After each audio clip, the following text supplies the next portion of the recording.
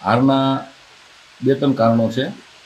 પહેલું કારણ તો વિરોધી પાર્ટીના ઉમેદવાર કે જે હાલ ચૂંટાયા છે એમને 60 દિવસનો સમય મળ્યો હતો અને અમારા ઉમેદવારને બિલકુલ 15, 16, 17 દિવસનો સમય મળ્યો છે, જેથી કરીને અમે લોકોની વચ્ચે વ્યવસ્થિત રીતે અમારા જે એજન્ડા હતો, અમારા જે રોડમેપ હતો એ લોકોને અમે સમજાવી નથી શક્યા, કેમ કે અમારી પાસે સમય ઓછો હતો. સાથે સાથે ભ્રામક વાતો પણ થઈ અમારા ઉમેદવાર ભાઈ શ્રી કિરીટભાઈની વિરુદ્ધમાં કે સહકારી મંડળીમાં કૌભાંડો કર્યા છે.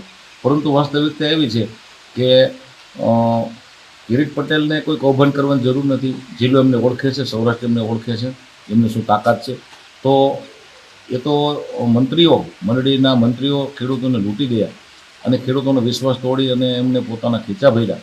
કિરીટ પટેલ તો ચેરમેન બન્યા પછી આ મુદ્દો ઉજાગર કર્યો, તો એમની ઉપર કોર્ટ કાર્યવાહી કરી અને એમને જેલમાં નાખ્યા અને ખેડૂતોને બચાવવાનું કામ કર્યું છે, રક્ષણ આપવાનું કામ કર્યું. છતાં પણ વિરોધી પાર્ટીના ઉમેદવારે એમની વિરુદ્ધ આ મુદ્દો બહુ જ જુદા એંગલથી આંક્યો છે અને ખેડૂતોની થોડી ઘણી નારાજગી હતી, જે અમારા આગેવાનો કે જે જનતાની વચ્ચે છાતી કાઢીને જઈ શક્યા નથી, એવા કારણો સબબ દિલગીરી સાથે અમારે હાર સ્વીકારવી પડી છે. અને લોકશાહીમાં જનતા જનાર્દનનો જે જનાદેશ હોય એ સ્વીકારવો જ ઘટે ને.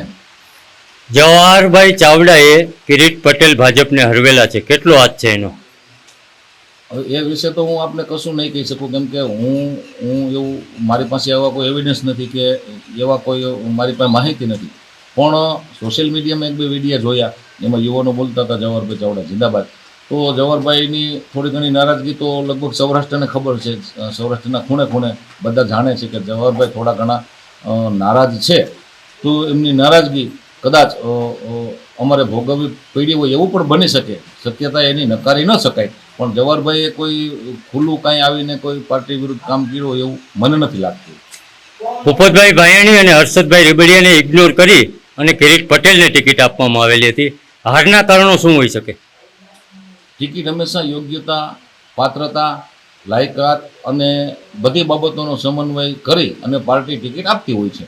તો અમને ઇગ્નોર કર્યા એવું નથી બન્યું. અમને વિશ્વાસમાં રાખીને ટિકિટ આપવામાં આવી હતી. અમને અંધારામાં રાખીને કોઈ પાર્ટીએ નિર્ણય કર્યો નથી. અને હું તો મારું વ્યક્તિગત વાત કરું તો હું લડવા ઈચ્છતો નહોતો. મેં અનિચ્છા દર્શાવી હતી છેલ્લા 10 મહિના પહેલાં.